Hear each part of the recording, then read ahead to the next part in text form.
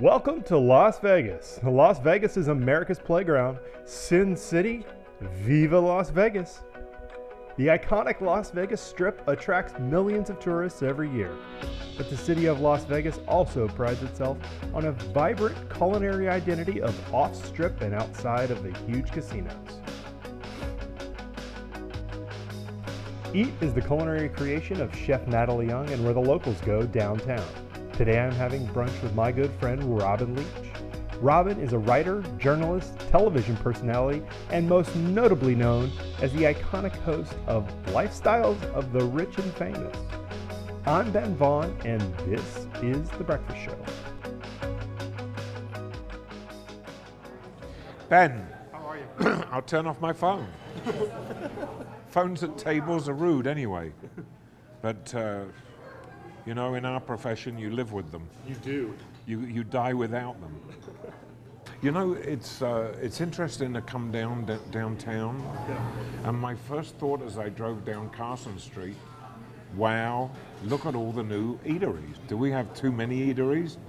Are we getting like our showrooms and we don't have enough backsides to fit into chairs in restaurants? Yeah, I think it's overfed quickly. Downtown is there. I heard about a couple of places closing. Where did you come from? I came here from New York 15 years ago. In '99, I started here. And thank you so much. Can you need a few more minutes on the menu? What's the? I can recommend this cookie. I'm gonna. What's the thing? Like the breakfast thing? Most recommended dish. Yeah. Try the truffled egg sandwich. That looks awesome. Done. Yeah? Yes. Awesome. What about you? You gonna try some of my breakfast? No. Okay, that'll work. Anything else for you? No, that's it. I'll get that right. Thanks. So you moved from New York, which is... Came from New York. Came to Vegas. It was about the same time that Sheldon Adelson was building the Venetian. Okay. Steve Wynn wanted to build the Bellagio. And the competition had just begun to heat up to get celebrity chefs here. And because of my work with the Food Network, the management team at the Venetian had asked me to find chefs that wanted to open restaurants there. So I called my old friend Wolfgang Puck. He was the first one that we brought in. Right. Followed by Ambrel, followed by Mario Batali. And at one point, the Venetian had more celebrity chefs under its roof than any other hotel in town.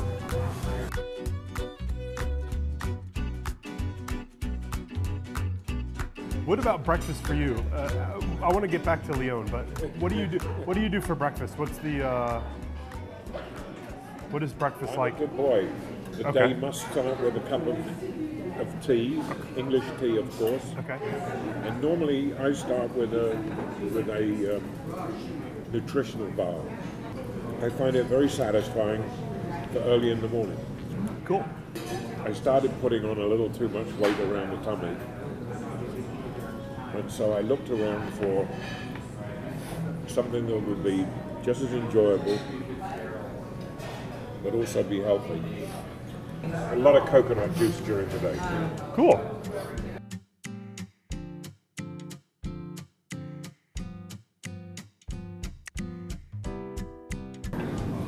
You know, I asked for one cookie. I've got 4.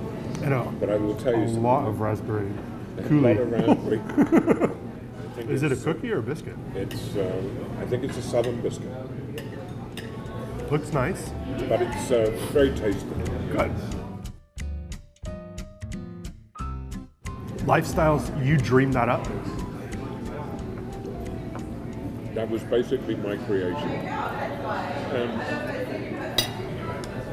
It came about because of a row with the senior producer at Entertainment Tonight.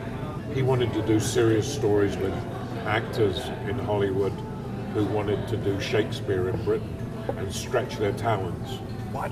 And so I would say, first of all, there's only a handful of actors in Hollywood that can stretch doing Shakespeare in Britain. And nobody on television. And people are far more interested in seeing, a blonde starlet taking a bubble bath in a luxury home than they are worrying about toilet trouble, boil and bubble, or Macbeth and the Three Witches. I knew at that point that we had divergent opinions, and as it turned out, I was right, he was wrong. Nice. As it turned out, he was asked to leave Entertainment Tonight, and I had talked to the person who had the original idea for Entertainment Tonight, and said, I have this new idea called Lifestyles, and he just said one thing to me. He said, can you get rich people to do what you get famous people to do? And I said, yes, without even stopping to think, well, T-Boot Pickens would not be jumping in the hot tub. Right. Never occurred to me that would be difficult. Right. And because I didn't know any rich people. And we did 4 2-hour specials. And after the second special, the ratings were so incredible. I'm sure they were blockbuster ratings. What does that number look like? What is that? That number is unheard of today. Like millions.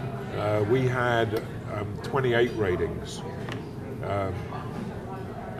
No disrespect to Oprah, but she doesn't get a 3 today. And the first special was brilliantly received by the public and slaughtered by the critics. Huh. Critics killed this show. They said this was disgusting, it was rude, it was, how dare television peek into people's private lives like this. This has never been done before. It's the first reality show you're describing it. We were the very first reality show. And I look at now at the Kardashians and see, that's such a shit show. How they show absolutely everything. Yes. Including, yes, the lack of underwear. Right. Are you all finished? No, I'm enjoying it. Still working the cookie.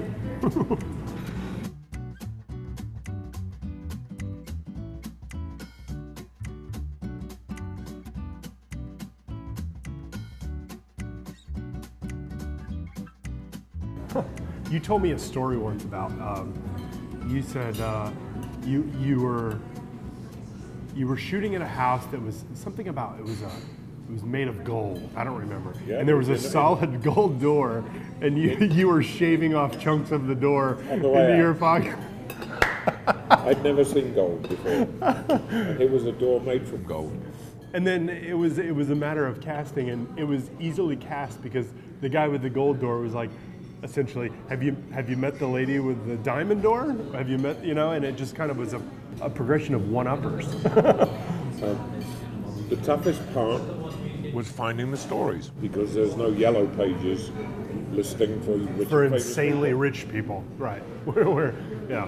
So in Australia, we filmed in this house that was so large that the guy had a chauffeur-driven limousine, a Rolls Royce, take you from the bedroom quarters on a road inside the house to the dining room and the living room. What did he do? What was his... Well, I corrected myself. I said Rolls Royce. He was the importer of Rolls Royces in Australia. Oh, okay. When we left that house, I said to him, his name was Manny Margaret, and I said, I'm never going to see a house this big again as long as I live. And he said, you haven't been to the house with the 365 rooms in Switzerland? And I said, no. He said, you have the address? And he said, there's only one house with 365 Just rooms one. in the world. Just go to Geneva and you'll find it. And that house really had 365 rooms in it. Now, Switzerland's famous for clocks. Yeah. So in each room they had a big clock.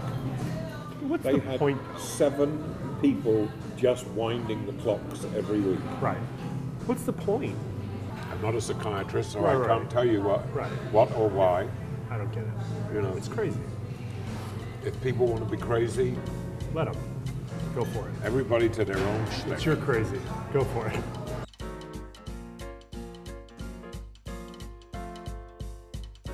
We had, one of the things that we had a spin-off show called Runaway, Yeah. where we took famous people off to really luxury vacation places. Why?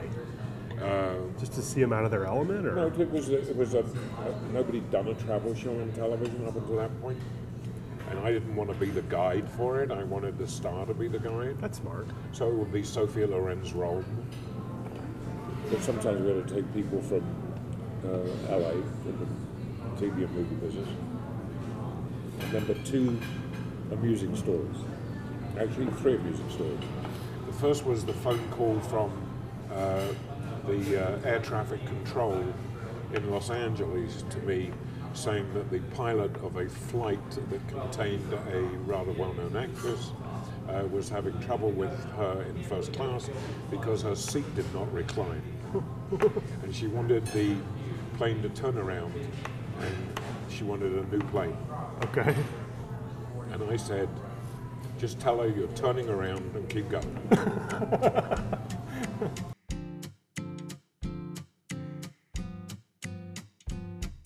Other than in my tummy at this minute. Your cookie.